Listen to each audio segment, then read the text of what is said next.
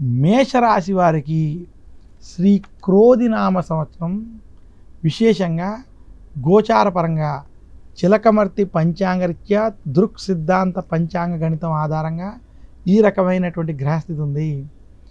మేషరాశి వారికి శ్రీ క్రోధినామ సంవత్సరంలో ధనస్థానం, కుటుంబ స్థానం, వాక్ స్థానంలో బృహస్పతి సంచరించడం, అలాగే మేషరాశి వారికి లాభస్థానంలో శని అనుకూలంగా సంచరించడం, మేషరాశి వారికి ఈ సంవత్సరం వ్యయస్థానంలో రాహు, 6వ స్థానంలో కేతు అనుకూల గ్రహ స్థితిలో ఉండడం ఈ సంవత్సరం మేషరాశి వారికి అద్భుతమైనటువంటి సంవత్సరం తెలియజేస్తున్నాను.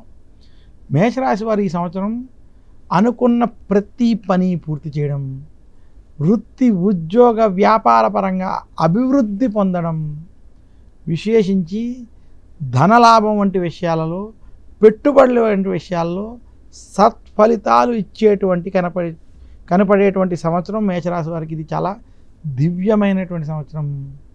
మేషరాశి వారు ఎంతో కాలంగా మీరు ఏవైతే సమస్యలు ఇబ్బందులు పడుతున్నారో ఆ సమస్యల నుంచి కొంత బయటకు వచ్చి ఏదైనా శుభ ఫలితాలు పొందాలంటే ఈ సంవత్సరం వారికి అనుకూలంగా ఉంది. అయితే మేషరాశి వారికి ఈ సంవత్సరం నరఘోష వంటివి, దృష్టి దోషాలు వంటివి, అలాగే మీరు కొన్ని సందర్భాల్లో తీసుకునేటువంటి ఆవేశ నిర్ణయాలు వంటివి కొంత ఇబ్బంది పెట్టేటువంటివి, ఈ నరఘోష నరదృష్టి దోషాలు వంటివి కొంత ఇబ్బంది పెట్టే స్థితి మాత్రం కలుగుతుంది. మేషరాశి నిరుద్యోగులకు ఈ సంవత్సరం ఉద్యోగ అవకాశాలు పుష్కలంగా ఉన్నాయి. మేషరాశి ఉద్యోగస్తులకు ఉద్యోగంలో ప్రమోషన్లు, ధనలాభం ఖచ్చితంగా కలిసి వస్తాయి. మేషరాశి విద్యార్థులకి ఈ సంవత్సరం అద్భుతమైనటువంటి సంవత్సరం. మేషరాశి రైతాంగం, సినీ రంగం వంటి రంగాల్లో ఉన్నటువంటి వారికి ఆశించిన స్థాయిలో ఫలితాలు వస్తాయని తెలియజేస్తున్నాను.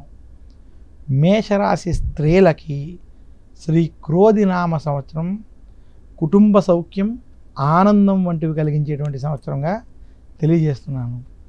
మేషరాశి వారు శ్రీ క్రోధినామ సంవత్సరంలో వారికి ఉన్నటువంటి నరఘోష నరదృష్టి వంటి దోషాలు తొలగి మరింత శుభ ఫలితాలు పొందాలి అనుకుంటే మంగళవారం రోజు దుర్గాదేవిని పూజించడం, ఆదివారం రోజు ఆదిత్య హృదయం వంటివి పారాయణం చేయడం, అలాగే మంగళవారం రోజు దుర్గాదేవితో పాటు సుబ్రహ్మణ్యుని కూడా పూజించడం చేత మరింత శుభ ఫలితాలు కలుగుతాయని తెలియజేస్తున్నాను.